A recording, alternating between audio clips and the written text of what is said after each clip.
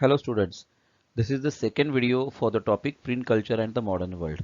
In the first video we discussed the questions related to the first printed books, print comes to Europe, the print revolution and its impact and the reading mania. Now remaining parts or remaining sections we will discuss in this particular video. In this section we are going to discuss about the 19th century. In this how the printing progressed in the Europe and how reading enhanced in the Europe in 19th century. And what literature was there for women, children, and workers, and what were the further innovations in the printing technology that reached worldwide. The first question involves what did the spread of print culture in 19th century do to first children, second women, and third workers in the Europe. Now you can have this question as 5 mark question, which is very big, as well as you can have this question into the parts, means for children different, for women different, and for workers different. So you can answer them for 2 marks or 3 marks. This question can come. So let us discuss for children first. We have seen in the last part that various denominations of the church they started schools, and the primary education it became compulsory in the 19th century, and that is why the children started reading and they became a very important category for as readers. So there that is why we can say that the first printing it was for the textbooks, and it was very important for the publishing industry. Other than the curricular textbooks, we can see that there was a press which was completely devoted to children, and it was set up in the France first in the 1857. So when in India the war was going on, they were developing children books in the France. Now here the press published the fairy tales, folk tales, and you can see a name called as Grimm Brothers. Now in the first lesson also you have spoken about the Brothers. They collected various stories from the parts of Germany and they edited them and they published them in 1812. Now why they were edited?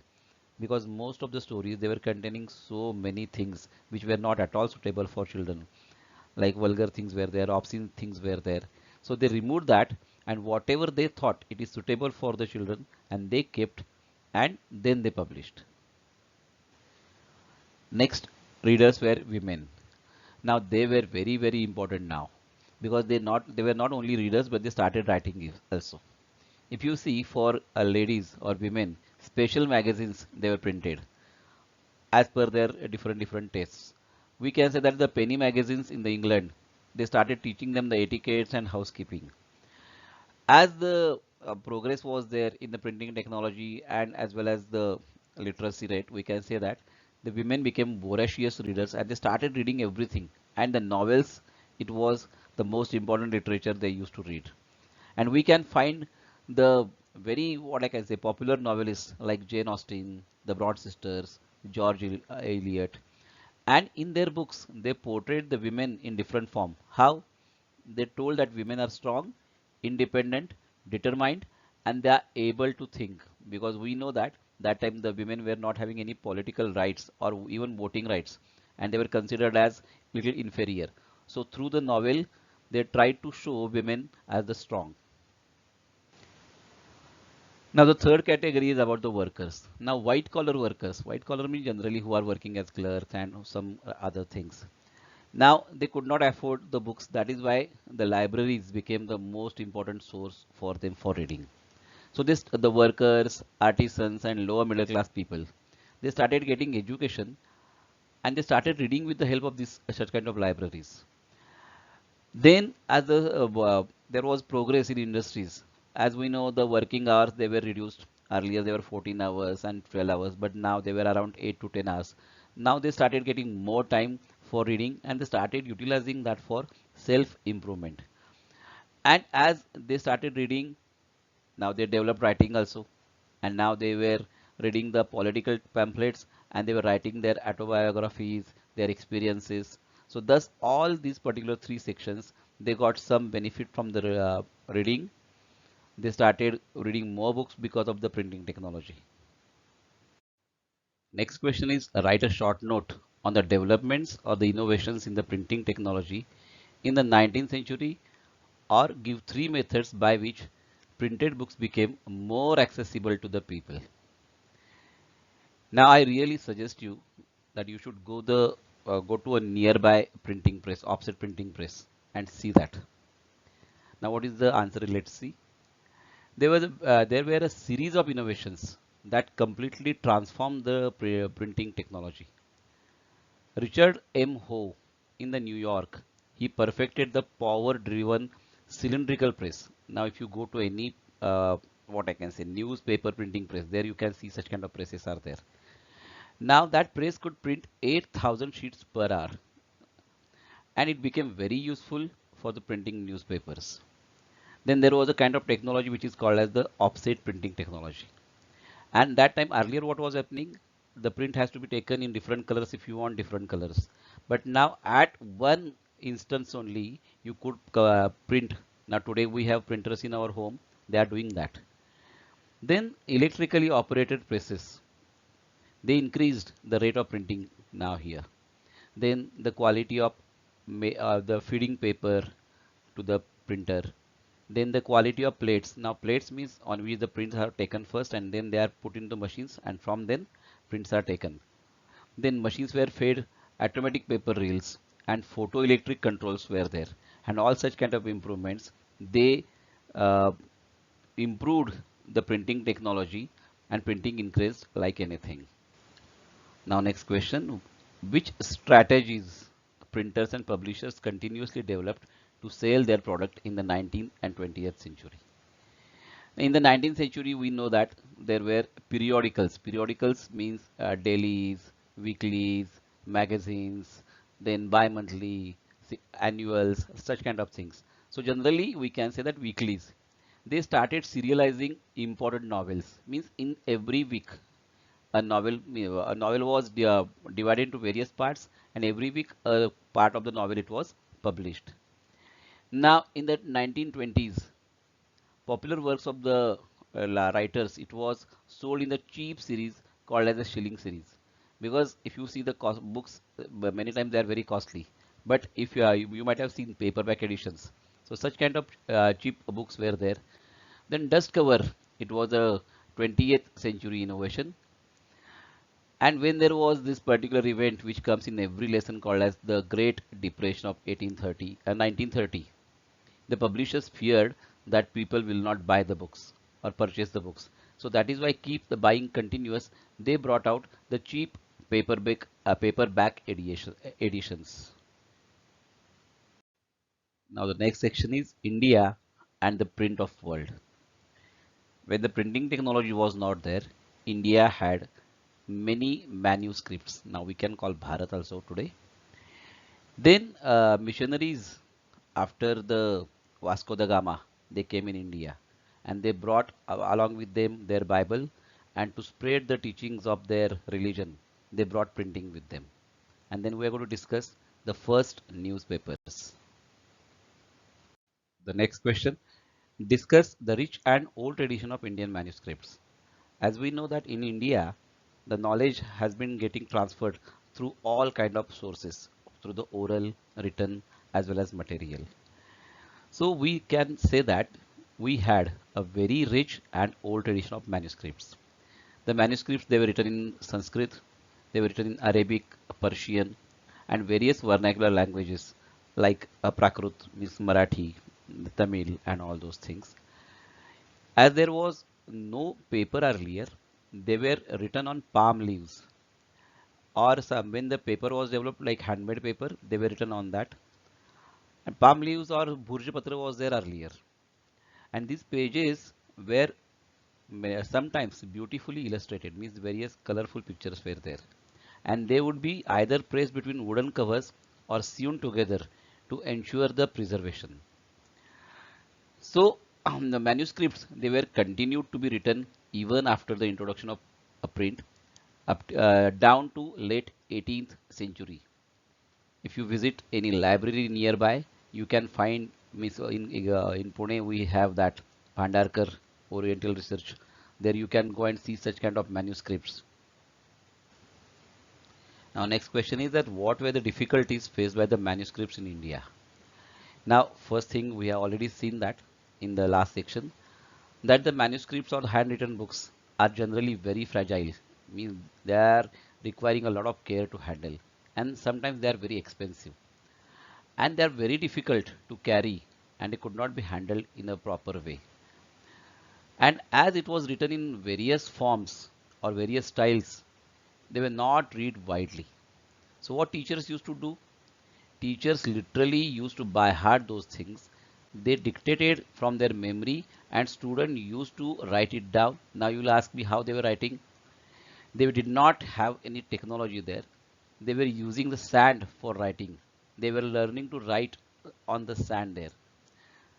Through in the pre-colonial period in Bengal, the many villages had their primary schools. The manuscripts were not at all used. The student became literate without ever actually reading the text, and that is, we can say, a kind of a miracle only how our knowledge is preserved. Next question is, examine the role of missionaries in the growth of the press in India. Missionaries means their mission was there to what spread the Christianity in India. So the printing press came up with the Portuguese missionaries, which came first of all in Calicut, then to Goa.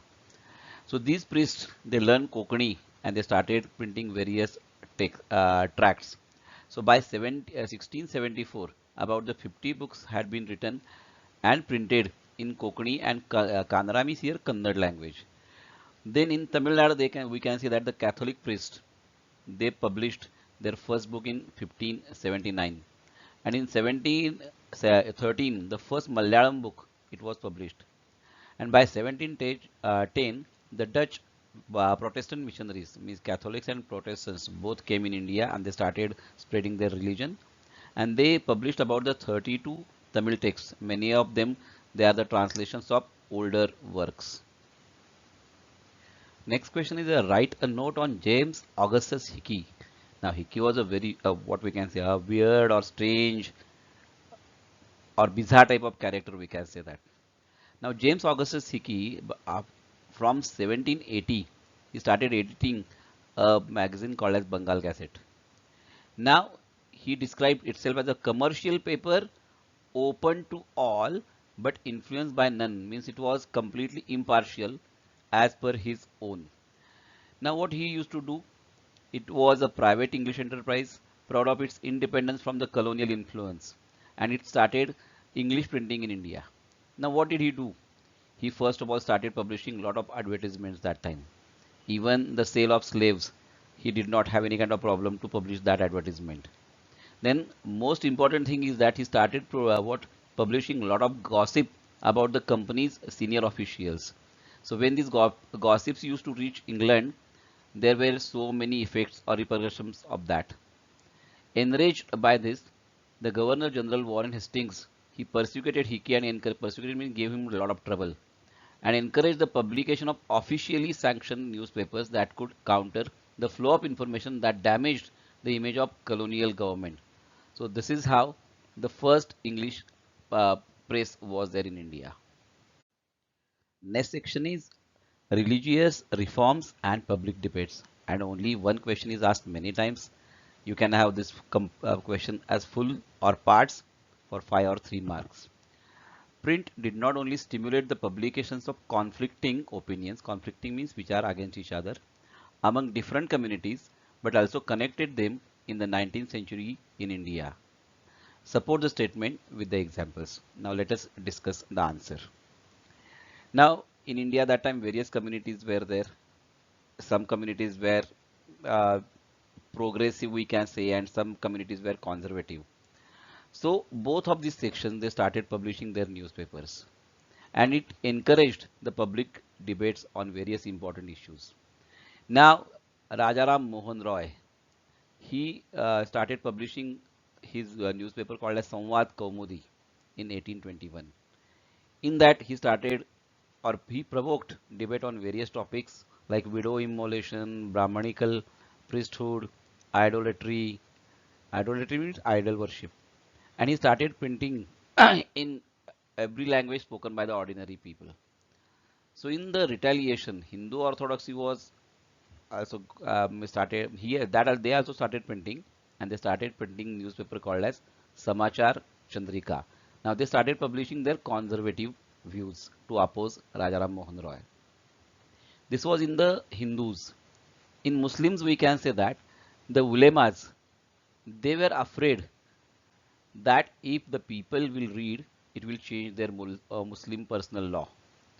And they started publishing their views in Persian language as well as in the Urdu translations, and various holy scriptures they were printed, and they started various religious newspaper and various tracts. Then there is a seminary called as Deoband Seminary in Muslims. They started issuing various fatwas. Fatwas means when a Muslim has some kind of problem, he asks some questions to its ulemas or its religious leader, and what information they give, or what answer they give, or what suggestions they give, they are called as the fatwa. So here Muslim readers how to conduct themselves in their everyday life and explaining the Islamic doctrine. So this was about the Muslims. Now once printing technology was known, the printing started in every language. As we know today, we are having 22 official languages, and that time so many languages were there. So today we know the very important work of Tulsidas ji. It is known as Ram Charit Manas. Hanuman Chalisa आपने पढ़ी होगी. So you might have read that and you know that. So that text now got printed in 1810. There was a press called as Nawal Kishore in Lucknow, and there was a press called as Venkateshwar Press in Bombay that time. Today it is Mumbai.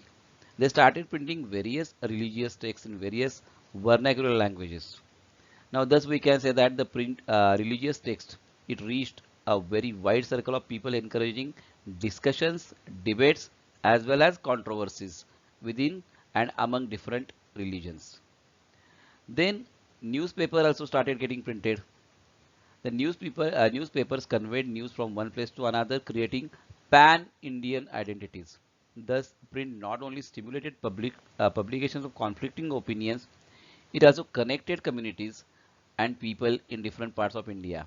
That means Lokmanya Tilak, he started Kesari in Maharashtra or Mumbai, but the Lokmanya Tilak was known all over India. So thus people started reading from different sections of the nation that time, although India was not a very big and complete nation that time, but it made people to come together and fight for their cause against British. In this section, we are going to speak about the new forms of publication. In this, the new forms of publication in India, they are discussed, and the emphasis is given on women and print and poor people and print. Who were the supporters of women education in India and why? As we have learned earlier, the print culture affected the lives of women in India as well as Europe.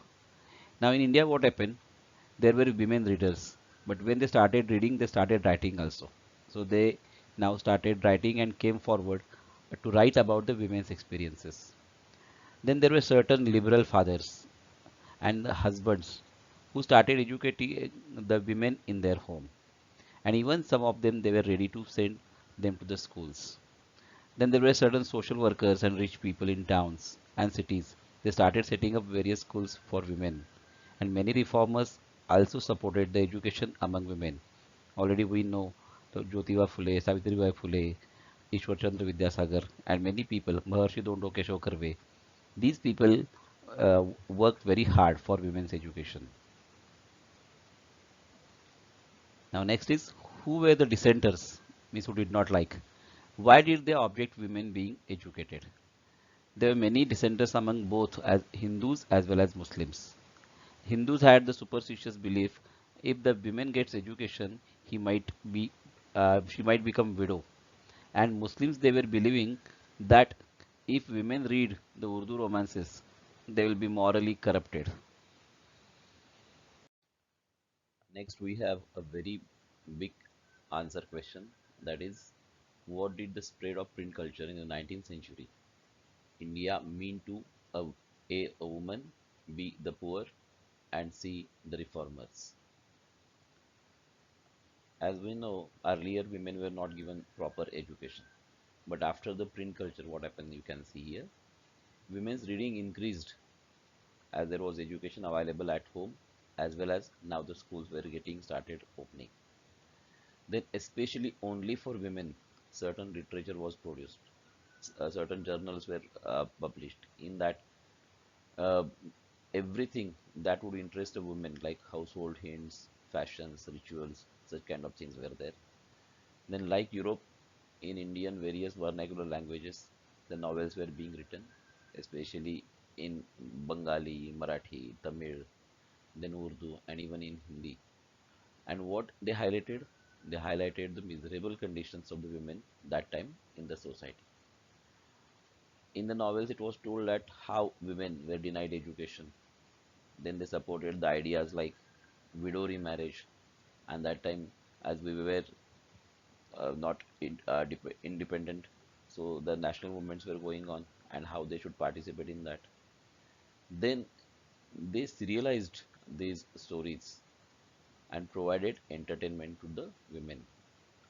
Now, as we know, there were so many families, they were not at all liberal and they were conservative, but still, so many women they defied against all this and they became rebellious and they started learning. Then, what happened to the poor? Now, everybody, rich or poor, they got some access to education, and that is why everybody started learning. So, some of them they started working somewhere in industries and all that. So for them, buying books it was not a affordable thing. So public libraries they were opened in various big towns, cities, and which made reading accessible and possible for everyone, general public. So that is why even mill workers they started reading, and not only reading they started writing also. So they started writing about their desperate conditions. And among them, there was a person whose name was Kashi Baba, who wrote a book called as Chote or Bade Ka Sawal. Here he refers Chote means the people who are downtrodden, means at the lower rank in the society, and Bade means the people who are rich. And he spoke about the caste and class distinction, means upper class, lower class, rich, poor, like that. Then there was one more mill worker whose name was not known, but he had the pen name called as Sudarshan Chakra, and he published his poems, and there was a collection of his poems called as Sachi Kavitae. Then in Bangalore, we can see various libraries were set for to educate people, and workers themselves they started these libraries. And many times we can see that social reformers sponsor these libraries to restrict the drinking means alcohol among the workers and to bring literacy among them. Last part of this question, the reformers. Now, reformers are the people who speak about social reforms in the society. So, in Marathi, we know that Jyotirao Phule, he spoke about the caste injustice and he wrote a book called as Gulamgiri in 1871. In that, he discussed the issues of the caste distinction. Then, in Maharashtra, as we know, Dr. Baba Sahib Ambedkar, he was a very important person in the caste fights, I mean, fight against casteism. Then E.V. Ramaswamy Naikar in Madras, who was known as the Periyar, he also wrote. Then we can see that various people at the local level they started various sects, various movements, where they also spoke against these caste distinctions which were unjust, and they started criticizing the ancient scriptures who were supporting such kind of differences and divisions, and they wanted a new and a proper and just future. Now, next question is write about the women's literature in India. So we should mention first a lady from Bengal. Her name is Rash Sundari Devi. She was a young married girl and she was living in a very orthodox household.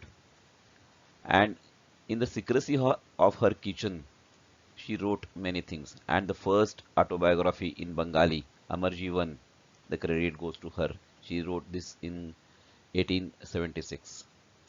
Then many social reformers and novelists they were writing about the women's lives and their emotions.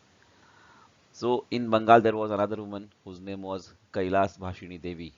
She started highlighting the experiences of women, how they are imprisoned in home, they are kept in ignorance, and they are forced to do the domestic labor and treated not in a fair manner.